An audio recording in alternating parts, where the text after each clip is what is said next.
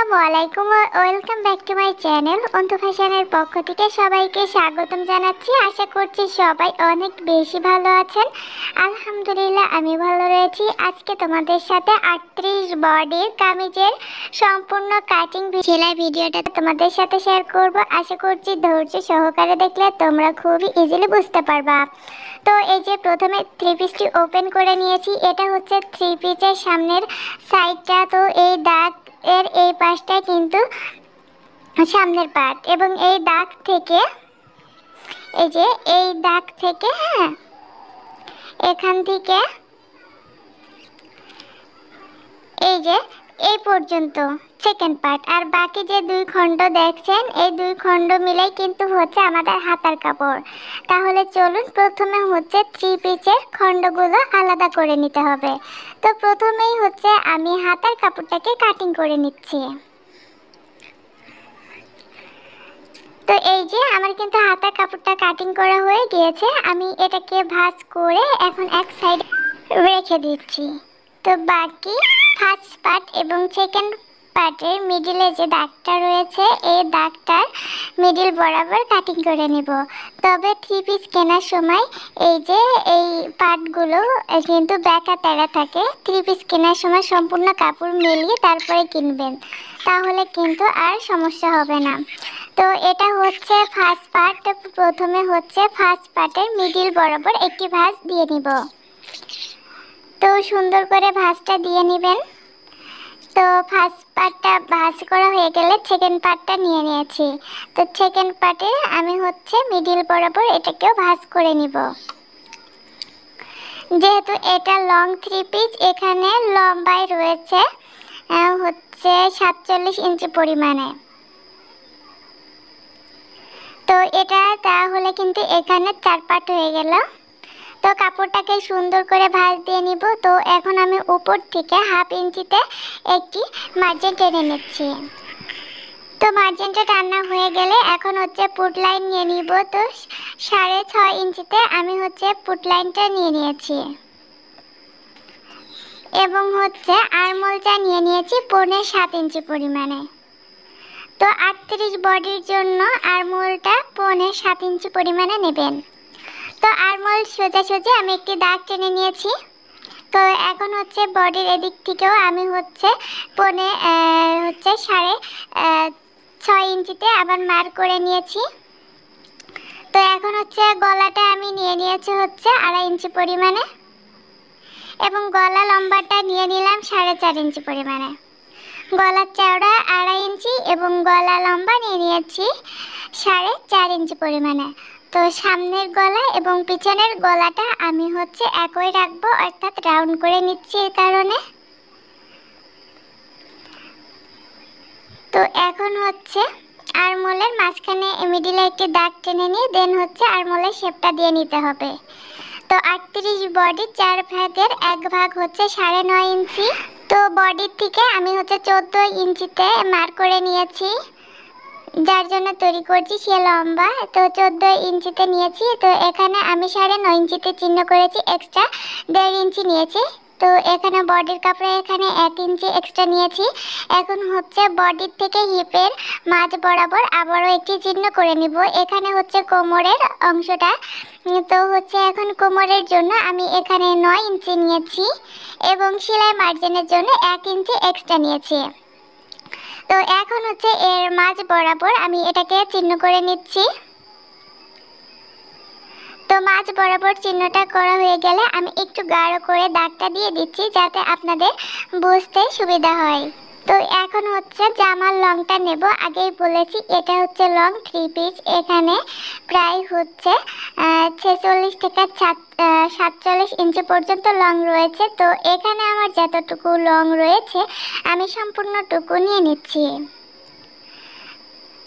এবং হচ্ছে আমি সামনের অর্থাৎ নিচের ঘেরটা আমি এখানে 24 ইঞ্চি পরিমাণে দেব। তো এখানে আমি 12 ইঞ্চিতে মার্ক করে নিয়েছি এবং 1.5 ইঞ্চি এক্সট্রা নিয়েছি। তো এখন হচ্ছে হিপ থেকে নিচ পর্যন্ত আমি মার্কটা করে নিচ্ছি এবং কর্নার থেকে হালকা রাউন্ড করে উঠিয়ে দিতে হবে, তাহলে আর কোনা ঝোলা হবে না। তো আমাদের হচ্ছে কামিজটা মার্ক করা হয়ে গেছে। এখন আমি হচ্ছে এটাকে কাটিং করে নিচ্ছি। তারপরেও যদি তোমাদের কোথাও বুঝতে অসুবিধা হয় অবশ্যই কমেন্টের মাধ্যমে জানিয়ে দিবা, আমি রিপ্লাই দেওয়ার চেষ্টা করব। হিপের এখানে এবং হচ্ছে বডির এখানে আমি হচ্ছে চিহ্ন করে নিয়েছি, তাহলে সেলাই করতে সুবিধা হবে। তো হচ্ছে এখন আমি বডির কাপড়টাকে ভাঁজ করে এক সাইডে রেখে দিচ্ছি। এটা টুকরো কাপড়, এটাকেও এক সাইডে রেখে দিচ্ছি। এখন হচ্ছে হাতার কাপড়টা নিয়ে নিয়েছি, তো হাতার মিডিল বরাবর এটাকে ভাঁজ করে নিব। তো দুই ভাঁজ দেওয়ার পর এটাকে মাঝখান থেকে আরেকটি ভাঁজ দিয়ে 4 পাট করে নিব। তো হাতার কাপড়ের যে ডিজাইনের অংশটা ওটা হচ্ছে মুহুরির অংশটা নিতে হবে। তো এখানে 19 ইঞ্চি পরিমাণে রয়েছে, তো আমি এখানে 18 ইঞ্চি পরিমাণে হাতার কাপড়টা নিব। তো উপর থেকে আমি 1 ইঞ্চি পরিমাণে কাপড়টা হচ্ছে বাদ রেখে দিয়েছি। তো আমরা হচ্ছে 7.5 ইঞ্চি নিয়েছিলাম হচ্ছে আরমোল, তো এখানে আমাদের নিতে হবে 9 ইঞ্চি পরিমাণে এবং আরমোল ডাউন দিব 3 ইঞ্চি পরিমাণে। হাতার মুহুরি নিব 5 ইঞ্চি, এক্সট্রা নিয়েছি হচ্ছে 1 ইঞ্চি, তাহলে হলো 6 ইঞ্চি। তো হাতার শেপটা দেওয়া হয়ে গেলে আমি এই যে হাতার এখান থেকে হালকা ভিতর দিকে রাউন্ড দিয়ে নিয়ে যাচ্ছি। তো বাস এখন হচ্ছে আমরা হাতাটাকে কাটিং করে নেব।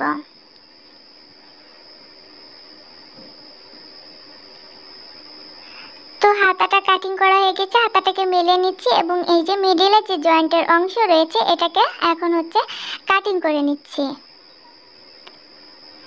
তো কাটিং করা হয়ে গেছে, এখন হচ্ছে গলার পট্টিটা রেডি করবে। এখানে 4 পাট কাপড় রয়েছে, যেহেতু টুকরা কাপড় নিয়েছি এই যে গলা কাটিং এর সময় যে কাপড়টা থাকবে ওটা নিতে হবে। দেখতে পাচ্ছেন এখানে খোলা অংশ 4 পাট রয়েছে। হ্যাঁ, তো হচ্ছে এখান থেকে প্রথমে এটাকে কাটিং করে নিব। কাটিং করা হয়ে গেলে এখন হচ্ছে গলার পট্টির জন্য আপনারা 2 ইঞ্চি বা 1.5 ইঞ্চি পরিমাণে কাপড়টা রাখতে পারেন, কিংবা 1 ইঞ্চি থেকে 1 ইঞ্চি 2-3 সুতা পরিমাণে নিতে পারেন। তো প্রথমেই হচ্ছে গলার পট্টিটা আমি সেলাই করে নিব। তো এখানে গলার পট্টিতে আমার 2টি টুকরা হয়েছে, তো প্রথমে মিডিল বরাবর আমি এখানে একটি সেলাই দিয়ে নিব। তো সেলাই দেওয়া হয়ে গেলে উপর থেকে আরেকটি করে চাপ সেলাই দিয়ে নিতে হবে, সেটাও আমি অফ ক্যামেরায় নিয়ে নিয়েছি। এবং সোজা সাইড থেকে উল্টো সাইডে এক ভাঁজে আমি এইভাবে একটি করে সেলাই দিয়ে নিব। তো এই যে দেখুন গলার পট্টির নিচের দিকে আমি কিন্তু এক ভাঁজে একটি সেলাই দিয়ে নিয়েছি। তো এখন হচ্ছে জামার ফার্স্ট পার্ট। তো আজকের এই 3 পেজের ফার্স্ট পার্ট এবং সেকেন্ড পার্টের গলা আমি একই রকম করেছি। তো জামাটা সোজা করে রেখেছি এবং হচ্ছে পট্টির কাপড়টা আমি উল্টো করে রেখেছি, অর্থাৎ পট্টির কাপড়ের সোজা পাশ এবং হচ্ছে জামার কাপড়ের সোজা পাশটা ভিতরের দিকে রেখেছি, রেখে দেন পট্টির কাপড়টা আমি সেলাই দিয়ে নিয়েছি। সেলাইটা দেওয়া হয়ে গেলে এখন আমি এই যে গলা থেকে অল্প অল্প করে কাটিং করে নিচ্ছি। এতে আমরা যখন গলাটা উল্টিয়ে নিব, গলার পট্টিটা উল্টিয়ে নিব, ওই পর্যায়ে গলার ফিনিশিংটা সুন্দর আসবে। অল্প অল্প করে কেটে নেওয়ার পর এখন আমি গলার পট্টিটা সোজা করে নিয়ে এখন শুধুমাত্র গলার পট্টির কাপড়ের উপর থেকে আমি একটি করে চাপ সেলাই দিয়ে নিচ্ছি। খেয়াল রাখবেন যাতে বডির কাপড়ের উপর দিয়ে চাপ সেলাইটা না আসে। তো এটাকে এইভাবে সেলাই দিলে গলার ফিনিশিংটা কিন্তু খুবই ভালো আসবে। তো যারা রেগুলার আমার ভিডিওটা দেখো তারা নিশ্চয়ই জানো আমি কিভাবে গলার পট্টিটা দিয়ে থাকি।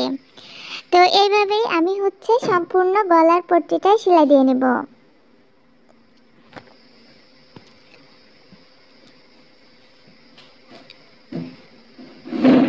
তো এই যে সেলাইটা দেওয়া হয়ে গিয়েছে। তো এখন হচ্ছে গলার পট্টিটা এই যে পিছন সাইডে দিয়ে এখন হচ্ছে নখ দিয়ে এর উপর থেকে ঘষে নিতে হবে। তো দেখুন আমি কিন্তু পিছন সাইডে পট্টির কাপড়টা দিয়ে নিয়েছি, দিয়ে নিয়ে দেন নখ দিয়ে এভাবে ঘষে নেবেন। দেন তারপরে হচ্ছে সুই সুতা দিয়ে গলায় তুরপায়ের কাজটা করে নেবেন। যদি গলারটা পট্টিটা তুরপায়ের কাজটা করে নেন তাহলে দেখতে বেশি সুন্দর লাগে। তো একইভাবে কিন্তু আমি সেকেন্ড পার্টের গলাটা রেডি করে নিয়েছি এবং সেকেন্ড পার্ট এবং ফার্স্ট পার্টে আমি দুই সাইডের শোল্ডারটা করে দেন হচ্ছে আমি এক এক করে এইভাবে শোল্ডারটাকে ডাবল সেলাই দেব এবং অপর শোল্ডারটাকেও ডাবল করে সেলাই দিয়ে নিব। তো এই যে দেখুন আমাদের কিন্তু শোল্ডারটা সেলাই করা হয়ে গিয়েছে। এক সাইডে রেখে দিচ্ছি। এখন হচ্ছে হাতার কাপড়টা নিয়ে নিয়েছি। হাতার কাপড়টা মেলে নিয়েছি এবং হাতার মিডিলে অর্থাৎ বন্ধ সাইড থেকে মিডিলে আমি একটি চিহ্ন করে নিয়েছি। এখন হচ্ছে হাতার মুহুরিটা সেলাই দেব। প্রথমে অল্প একটু ভাঁজ দেব, দেন তারপরে আরেকটি ভাঁজ দেব। তবে খেয়াল রাখতে হবে প্রিন্টের যে ডিজাইনটা রয়েছে এটা যেন ভাঁজের ভিতরে না আসে, তাহলে কিন্তু থ্রি পিসের ডিজাইনটা কেটে যাবে, এতে সেলাইটা দেখতে বেশি একটা ভালো দেখা যাবে না। তো আমি এইভাবেই সম্পূর্ণটা সেলাই দিয়ে নিব আর একইভাবে দুইটি হাতায় কিন্তু আমি সেলাই করে নিব। তো প্রথমে সেলাইটা দেওয়া হয়ে গেলে আমি এখন কাপড়টাকে উল্টিয়ে একেবারে কর্নারে আরেকটি করে সেলাই দিয়ে নিচ্ছি। তো দেখতে পাচ্ছেন একেবারে ডিজাইনটা একেবারে পারফেক্ট আছে, কোথাও একটু কম বেশি হয়নি। তো এখন বডির কাপড়টা নিয়ে নিয়েছি আর এই যে হাতার কাপড়টা, তো হাতার কাপড়ে যে মিডিলে চিহ্ন করলাম এবং শোল্ডারে মিডিলে চিহ্নের সাথে বসিয়ে এখন হচ্ছে এটাকে সেলাই দিয়ে নিচ্ছি। তো এই যে দেখুন একইভাবে কিন্তু আমি দুই পাশে হাতাটা সেলাই দিয়ে নিয়েছি। তো আপনারা যে যেভাবে পারেন সেভাবে করে নিতে পারেন, তবে আমার কাছে এভাবে সুবিধা মনে হয়।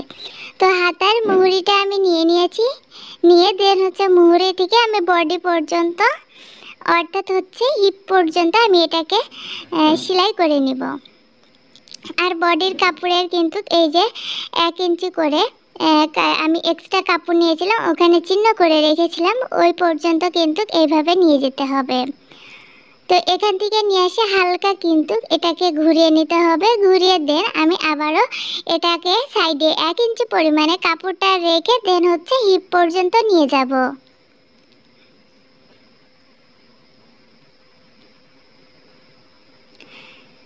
তো হিপ পর্যন্ত চলে এসেছে। তো হিপের এখানে কিন্তু একটি চিহ্ন রয়েছে, সেই চিহ্নটা অনুযায়ী কিন্তু আমি এটাকে এ পর্যন্ত নিয়ে আসবো। আর আমি কিন্তু হিপের এখানে 1.5 ইঞ্চি এক্সট্রা কাপড় রেখেছিলাম, তো সেটাকে মেপে দেন চিহ্ন করে নিয়েছি। তো এই জায়গাতেও কিন্তু ডাবল করে সেলাই দিয়ে নেব আর একই নিয়মে কিন্তু দুই সাইডে সেলাইটা দিয়ে নিতে হবে। তো দুই সাইডে সেলাইটা দেওয়া হয়ে গিয়েছে, এখন হলো আমরা সাইডে সেলাইটা দিয়ে নেব। তো যে কোনো নিচের এক সাইড থেকে প্রথমে হচ্ছে 1/2 ইঞ্চি পরিমাণ কাপড়টা ভেঙে দেন তারপরে 1.25 ইঞ্চি পরিমাণে কাপড়টা ভেঙে নিতে হবে। তবে আমার কাছে এর থেকে বেশি কাপড়টা সাইডে ভাঙলে আমার কাছে ভালো লাগে না, এই কারণে আমি এতটুকু ভেঙে নিচ্ছি। তো এভাবে ভেঙে নিয়ে দেন হচ্ছে সেলাই দিতে হবে। আর অবশ্যই কিন্তু যে কোনো সাইডে নিচ থেকে সেলাইটা উঠাবেন।